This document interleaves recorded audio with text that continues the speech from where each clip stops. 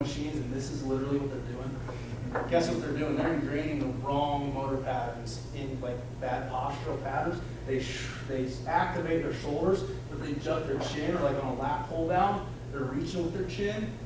Not good. So everything's good here. Back in here. Okay? Last one, core stability. We always show what we call the big three. I'm not going to go into detail with the big three, but really I want to just cover really quick the concept of core work.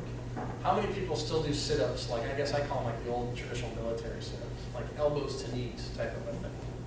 If you do, stop. Okay. Wrecks the lower back. Okay, if we think about the anatomy of the lower back, flexion is what creates disc problems. So in a seated position, we're flexed. Well, disc problems. We're at risk. And if I take, and I sit there on my back and I flex repeatedly 30 times, I am just shredding that disc with everything. The other thing that a lot of people will do, they'll have the instruction of taking, like, flatten that spine to the floor, or take that belly button and tuck it to the floor. We tend to flatten everything out when we do that, and now we've actually started ourselves in a flexed position. So we're under pressure, and now we're going to do this. So we got to say neutral spine, which if I'm laying on my back, the easiest way to find it is take those hands, put them below the small lower back, just above the hip bones. Now press down into that. That's going to help support the natural curve.